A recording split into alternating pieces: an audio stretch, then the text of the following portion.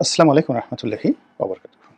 সম্মানিত দর্শক, মায়ানমারের রাখাইন রাজ্যে এই মুহূর্তে যে বিদ্রোহী গোষ্ঠী বেশিরভাগ এলাকার উপর তাদের কর্তৃত্ব বজায় রেখেছে, এই গোষ্ঠীটিকে সাহায্য করার জন্য অথবা ওই অঞ্চলে যারা বসবাস করছে এখনো পর্যন্ত, যারা খুবই খারাপ অবস্থার মধ্যে রয়েছে, রোহিঙ্গা এবং বৌদ্ধ সম্প্রদায়ের যারা লোকজন, যারা মায়ানমারের যে অভ্যন্তরীণ যুদ্ধ সংঘাত এই আরাকান রাজ্যে এর ফলে ক্ষতিগ্রস্ত হয়েছে, তাদেরকে মানবিক সহযোগিতা দেওয়ার জন্য বাংলাদেশের ভেতর দিয়ে জাতিসংঘের ত্রাণ সামগ্রী নির্বিঘ্নে নিরাপদে ওখানে পৌঁছানোর জন্য যে একটা রাস্তা দরকার, সেই রাস্তাটাকে বলা হচ্ছে মানবিক করিডর।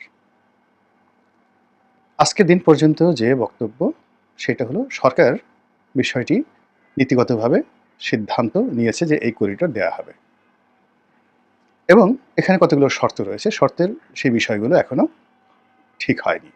এই হলো মোটামুটি খবর। এখন কথা বলতে হবে কাদের সঙ্গে? জাতিসংঘের সঙ্গে। আর জাতিসংঘ মূলত নাথিং, একটা আমেরিকার স্বার্থ রক্ষা করার জন্য একটা সিল, স্ট্যাম্প প্যাড, এর বাইরে জাতিসংঘের কোনো ভূমিকা নেই। মাঝে মধ্যে আমেরিকা তাদের উপর খুব রাগ হয়। এর কারণ হলো আমেরিকা যে বিষয়গুলো যেভাবে চায় সেভাবে তারা পারেনি। যেমন ট্রাম্প যখন প্রেসিডেন্ট ছিলেন তখন ডাব্লিউএইচওর সঙ্গে আমেরিকার সম্পর্ক খারাপ হয়ে যায় এবং আমেরিকা সেখানে তাদের ফান্ডিং দেওয়া বন্ধ করে দেয়। এবারও ট্রাম্প ক্ষমতায় এসে জাতিসংঘের অনেকগুলো প্রকল্প থেকে তাদের দেওয়া যে ফান্ডিং, এগুলো বন্ধ করে দিয়েছে। এর ফলে বহু মানুষ চাকরি হারিয়ে এখন রীতিমতো বেকার। এর কারণটা হলো যে এই জাতিসংঘের নিরাপত্তা পরিষদ থেকে শুরু করে তাদের যে আন্তর্জাতিক মানবাধিকার সংস্থা রয়েছে, এমনকি তাদের যে সাধারণ পরিষদ রয়েছে, জাতিসংঘের মহাসচিবের যে অফিস, প্রায় সব কিছুই আমেরিকা তাদের নিজেদের স্বার্থে ব্যবহার করে। দ্বিতীয়ত ইউরোপ তাদের স্বার্থে ব্যবহার করে। এখানে চীন এবং রাশিয়া কেবলমাত্র ভেটো প্রয়োগ করার ক্ষেত্রে বেশ কয়েকবার তাদের ক্ষমতা প্রয়োগ করেছে নিরাপত্তা পরিষদে, কিন্তু এর বাইরে জাতিসংঘের দৈনন্দিন কর্মকাণ্ডে আমেরিকার বাইরে কোনো একক রাষ্ট্র এখানে প্রভাব বিস্তার করতে পারেনি।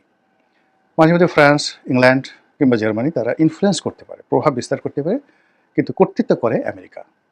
তো বাংলাদেশে এখন জাতিসংঘ যা কিছু করছে, অর্থাৎ এই যে অ্যান্থনি গুতেরেস জাতিসংঘের মহাসচিব, তিনি এলেন রোহিঙ্গা লয়ে গিয়ে, মানে রোহিঙ্গাদের মধ্যে গিয়ে তিনি রোজা রাখলেন, ইফতার করলেন, পাঞ্জাবি পড়লেন।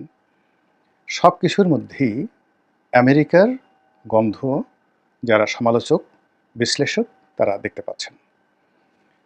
আপনারা জানেন যে 50-এর দশকে এই বার্মার উপর নিয়ন্ত্রণ প্রতিষ্ঠা করার জন্য তারা একটা বার্মা অ্যাক্ট তৈরি করেছিল, এবং সেই বার্মা অ্যাক্ট কার্যকর করার জন্য তাদের বেশ কয়েকটি সুযোগ দরকার ছিল। একটা হলো বঙ্গোপসাগরে মায়ানমার, বাংলাদেশ এবং ভারতের মাঝামাঝি যে কোনো জায়গায় একটা ঘাঁটি তৈরি করা। ভারতের কর্তৃত্বে যে সকল এলাকা রয়েছে সেখানে তো সম্ভব নয়, ফলে সেন্ট মার্টিন এবং কক্সবাজার উপকূলবর্তী যে এলাকা, এই এলাকাতে পাকিস্তান জমানাতেই তারা কিন্তু চেষ্টা করেছিল, এবং তখন রাজনৈতিক অবস্থা উত্তাল হওয়ার কারণে সেটা সম্ভব হয়নি। এবং তৎকালীন মার্কিন রাষ্ট্রদূত থেকে শুরু করে এমনকি মুক্তিযুদ্ধের সে প্রাককালে, অর্থাৎ 7ই মার্চের ওই সময়গুলোতে তারা বঙ্গবন্ধু শেখ মুজিবুর রহমানকে তারা প্রস্তাব দিয়েছিলেন, স্বাধীনতা চাও, যা কিছু চাও, বিনিময়ে এখানে এরকম একটা ঘাঁটি দিয়ে দেওয়া হোক। কিন্তু বঙ্গবন্ধু সেটা যে রাজি হয়নি, এবং সেটা ওই তৎকালীন পেপার পত্রিকাতে ব্যাপকভাবে মানে প্রচারিত হয়েছিল, এবং তিনি নিজেও একটি বক্তব্যে বলেছেন যে একটি দেশের মানুষ দেশের সাথে বেইমানি করে বিদেশিদের হাতে দেশ ছেড়ে দেয়, বিক্রি করে, এটা কীভাবে করে আমি এটা ভেবে পাই না। এখন এই চলমান সময়টাতে সেই যে অতীতের বঙ্গবন্ধুর যে ভাষণ আর তার সেই বক্তব্য রীতিমতো ভাইরাল আকারে ঘুরে ঘুরে বেড়াচ্ছে।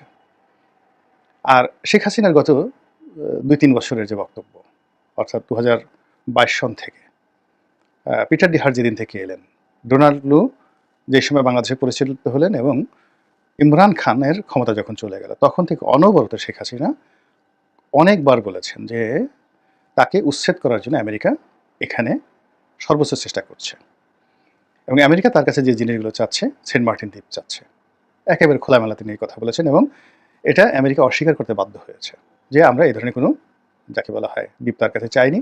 আর আমেরিকার যারা দালাল, তাদের বক্তব্য হলো যে আমেরিকা এটা করবে কি, আমেরিকার এখানে কোনো সামরিক ভ্যালু না, ইত্যাদি ইত্যাদি নানা রকম কথাবার্তা। আর সেগুলো এখন কোন পর্যায়ে চলে আসছে, তা আপনি আমি হাড়ে হাড়ে টের পাচ্ছি। যেটা বলছিলাম সেটা হলো এই যে বার্মা অ্যাক্ট তারা করলো। এখন বার্মা অ্যাক্ট করার জন্য, বাস্তবায়ন করার জন্য তাদের মায়ানমারের মাটিতে তাবেদার লাগবে, দালাল লাগবে। এই জন্য তারা সুসিকে সিলেক্ট করলো। সুসির পিতা মায়ানমারের বলতে গেলে জাতির পিতা, ফাদার অফ দ্য নেশন। উনি অক্সফোর্ডে পড়াশোনা করেছেন, সেখানে ইংরেজ বিয়ে করেছেন। পশ্চিমা দুনিয়াতে তার ব্যাপক পরিচিতি রয়েছে। অসাধারণ বাগ্মিতা, চমৎকার ইংরেজি বলেন এবং মায়ানমারের নারীদের যে স্বাভাবিক সৌন্দর্য তার সাথে অনেক অনেক উচ্চ মার্গের তার সৌন্দর্য এবং শিক্ষা, এবং প্রথম যৌবনে আমেরিকা তাকে রিক্রুট করে। কিন্তু মায়ানমারের সামরিক জান্তা চীন তারা টের পেয়ে যান।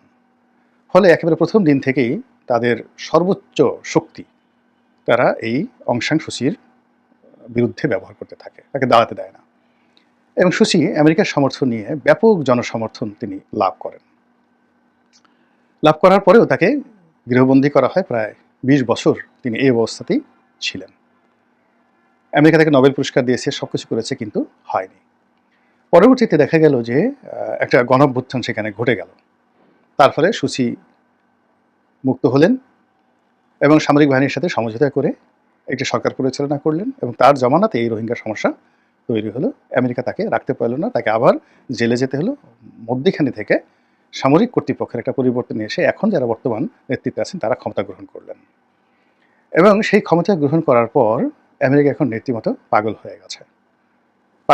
এর কারণ হলো মধ্যপ্রাচ্যে তাদের দ্বার বন্ধ হয়ে গেছে, ইউরোপে তাদের আয় রোজগার কমে গেছে, অভ্যন্তরীণ চাহিদা তাদের কমে গেছে। ফলে এখন যে কোনো মূল্যে অর্থনীতিটি বাংলাদেশ, ভারত, পাকিস্তান, নেপাল, ইন্দোনেশিয়া, সিঙ্গাপুর এই বেল্টে চলে এসেছে, এবং গ্লোবাল জিডিপির অর্ধেকেরও বেশি এই কয়েকটি এলাকাতে তারা এখন ট্রানজাকশন হচ্ছে।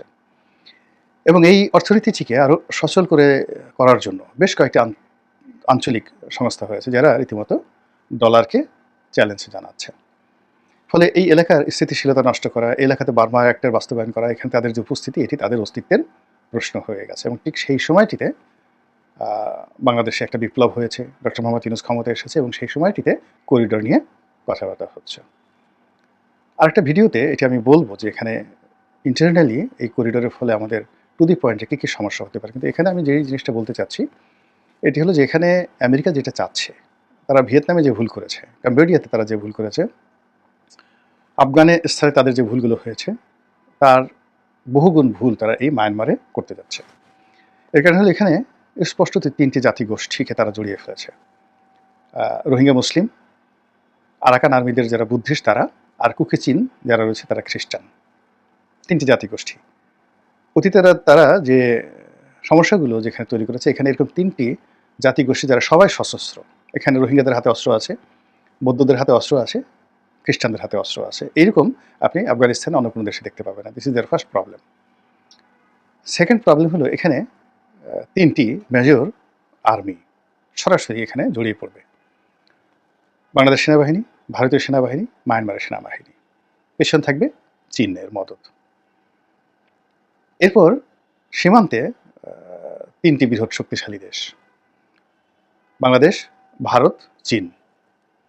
এই 3টে রাষ্ট্রই মার্কিন যুক্তরাষ্ট্র যা কিছু করবে আমাদের এই করিডোর ব্যবহার করে সব কিছুর বিরুদ্ধে তারা থাকবে। এই ফলে যে একটা রসায়ন তৈরি হবে, একটা বিষাক্ত পরিবেশ তৈরি হবে, পুরো বিষক্রিয়াটি বাংলাদেশের উপরে পড়বে। আপনি আমি যারা এই সময়টিতে চোখ বুজে আছি, চুপ করে আছি, কথা বলছি না, বিশ্বাস করেন পরিবেশ এবং পরিস্থিতি যখন খারাপ হবে আপনি আমি আমাদের পালানোর মতো কোনো জায়গা নেই। এর কারণ হলো যে আগামীতে যে পরিবেশ এবং পরিস্থিতি, আপনি গাজার কথা চিন্তা করুন। গাজার লোকজন যেই জায়গাতে তারা আবদ্ধ, সেখান থেকে তাদের কিন্তু কোনো পালানোর জায়গা নেই, বড়জোর তারা সুড়ঙ্গের মধ্যে যেতে পারছে।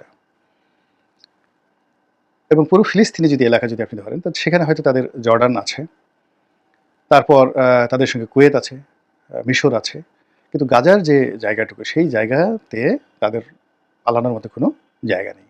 ফলে অঘরে প্রাণ হারাচ্ছে। আমাদের পুরো বাংলাদেশ যদি দেখেন, চারিদিক থেকেই যদি দেখেন, একদিকে সমুদ্র, অন্যদিকে মায়ানমার, আর 3 দিকে ভারত বেষ্টিত। তো এখন মায়ানমারের সাথে আপনার গণ্ডগোল, ভারতের সাথে গণ্ডগোল, আপনি যাবেন কোথায় বলেন? প্লেনটাই তো আপনি উড়াতে পারবেন না বাংলাদেশ থেকে। ব্যবসা-বাণিজ্য, খাওয়া-দাওয়া থেকে শুরু করে মানে জীবনের কোনো একটা জায়গাতে তো আমাদের স্বয়ংসম্পূর্ণতা নেই। আমরা যেভাবে খাবার খাই, চাল খাই, এত অধিক পরিমাণ চাল পৃথিবীর কোনো দেশে খায় না। ফলে যখন আমাদের বাম্পার ফলন হয় প্রকৃতিতে, চাল উদ্বৃত্ত থাকে। আর ফলন যখন না হয় সারা দুনিয়া থেকে আমরা চাল আনি এবং চালের মার্কেট তছনছ করে দেই। একইভাবে আমরা যেভাবে গম খাই।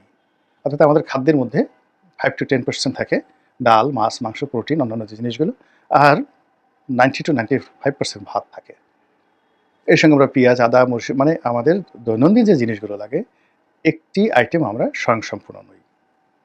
অনেকে বলে আমরা ডিমে স্বয়ংসম্পূর্ণ হয়েছি। তারপরে মুরগিতে স্বয়ংসম্পূর্ণ হয়েছি। কিন্তু ডিমের জন্য বা মুরগির জন্য যে খাদ্য, ওষুধ সেগুলো কি আমরা তৈরি করতে পারছি? কিংবা আমরা যে বছর বাম্পার ফলন হলো, এখন পুরোটাই তো আমাদের যে বীজ, বীজের জন্য আমাদেরকে চীনের প্রতি নির্ভর করতে হচ্ছে। আমাদের নিজস্ব আগে যেভাবে আজ থেকে ধরেন ৪০ বছর আগে 100% আমাদের যে ধানের যে বীজগুলো আউশ, আমন, বোরো, ইরি এই পুরোটাই আমরা নিজেরা তৈরি করতাম। এখন আমাদের সেইটা না। বাজার থেকে আমরা বীজ ধান কিনি এবং এগুলো আমদানিকৃত। এখন কিভাবে আপনি এই জিনিসগুলো সামাল দেবেন? সব মিলিয়ে। তো যার জন্য এই যে একটা করিডর, এটা একটা করিডর না হয়ে আমার কাছে মনে হচ্ছে এটা মৃত্যুর কূপ। আমরা এর মধ্যে ঢুকছি মূলত আত্মাহুতি দেওয়ার জন্য। মহান আল্লাহ আমাদের সবাইকে হেদায়েত দান করুন এবং হেফাজত করুন। আসসালামু আলাইকুম ওয়া রাহমাতুল্লাহি ওয়া বারাকাতুহু।